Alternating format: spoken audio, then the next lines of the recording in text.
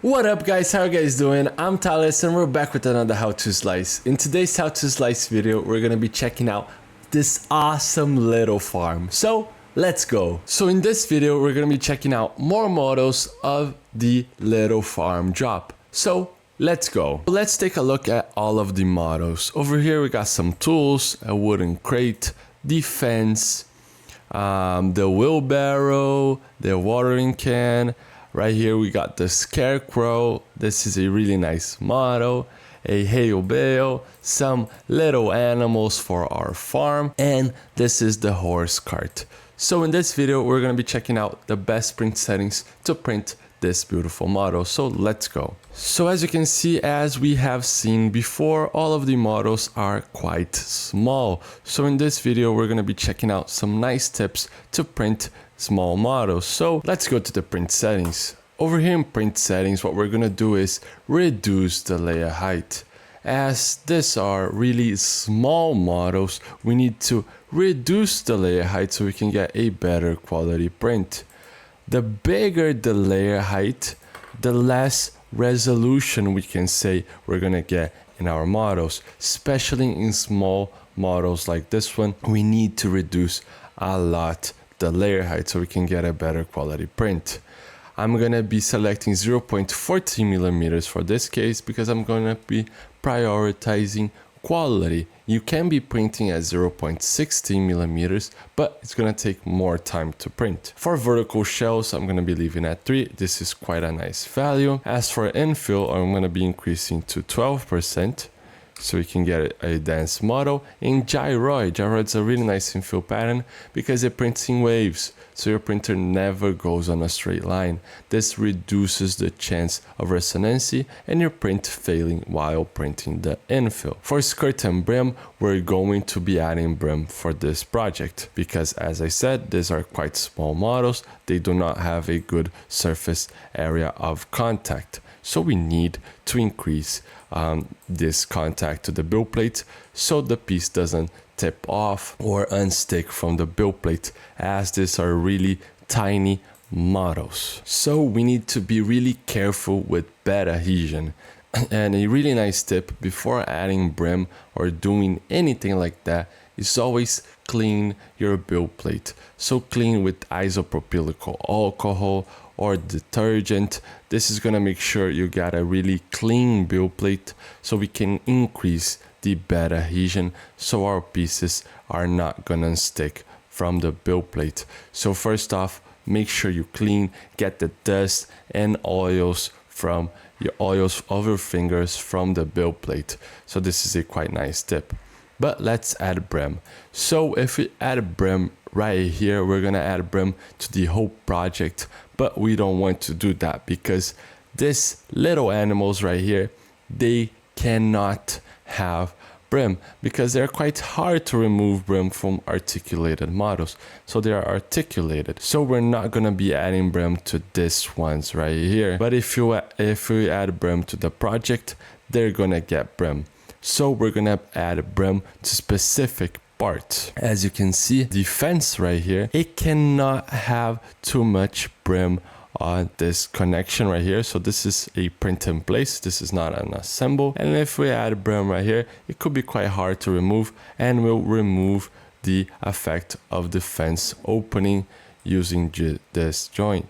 So we're gonna be adding custom brim. To add custom brim, let's say we're gonna add a little bit of brim to the scarecrow's body. So you can just select it, go over here, right click, add settings, skirt and brim. Select brim type and brim width. So it's gonna be an outer brim. So it's just on the outer side of the model. And we're gonna add a 5 millimeter brim. So as you can see, we're gonna be adding right here skirt and brim to the scarecrow's body.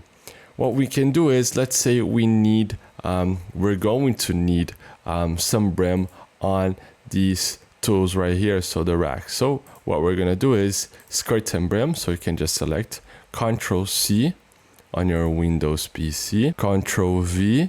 So we have added skirt and brim quite easily by just selecting Ctrl V to all of the tools. So we have added custom brim to this part right here and this one. We're gonna need a little bit of brim to the watering can, so let's just add to the watering can. So just click Ctrl V. The hail bale, it's got a good bed adhesion. Both of these got good bed adhesion, but they're quite small, so we're going to be adding brim. Let's add brim to the cart, to the wheelbarrow too. The wooden crate doesn't need any brim, but let's add it. Just it's better to be safe than sorry. Let's take a look if the cart really needs brim.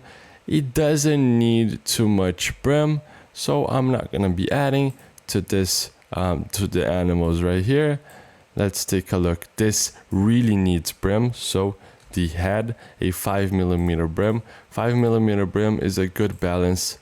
Let's add to this part right here. So we have added brim to most of the parts, not the animals, nor the horse cart. This part, actually, we can add to the horse cart. It's better to be safe than sorry. I'm just not going to be adding to the fence, neither the animals. All of the other models, we can be adding a little bit of brim just to make sure we got a good surface contact to the build plate. These fences are exact same to this one, so that's why I left it aside. But we have added brim to our models, so we do not need to change anything right here. As for support material, none of these models need support material because they're all optimized for printing.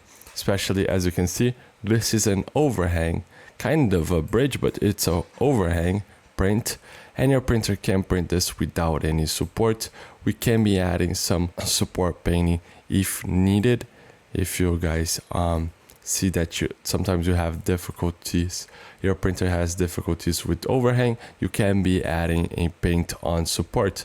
So you can just go over here, select, just give it a little paint. You do not need, but it's better sometimes if you have issues with support, you can be adding a little bit of support. So generate support. It's not going to be auto generated because we have painted. Select organic, and in top interface layers, I'm going to be selecting one, just light.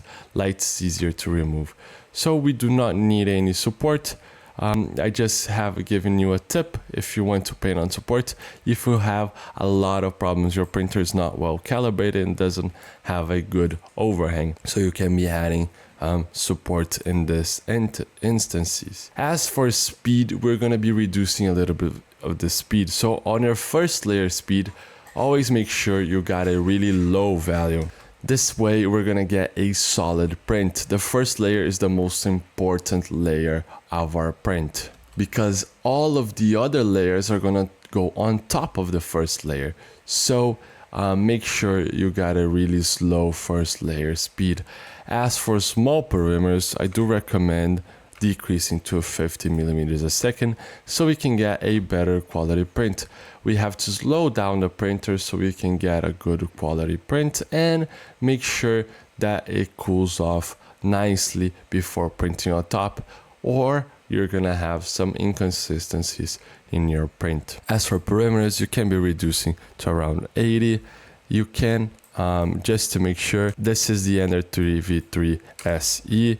You can be sometimes printing on the standard. So if you have Bamboo Lab printers, you can print in the standard print speed. I would recommend reducing a little bit of the speed. Sometimes Bamboo Lab printers are more stable than others, but in this case, in the Ender 3 V3, it is not the fastest printer on the market, so you're gonna be able to print on the standard print speed, but I do recommend reducing a little bit of the speed. I always recommend printing slower one time than having to print 3 times, trying to print fast and having to print 3 times because your prints are failing. So reduce it's not gonna it's better to be patient and have a good print and print the first time than have to print multiple times and failing your print. So this is quite nice. We have added some support if you want to this part and some brim to the. I hope you guys enjoy it. Those slicing videos are an initiative from STL Academy, which is the educational project from STL.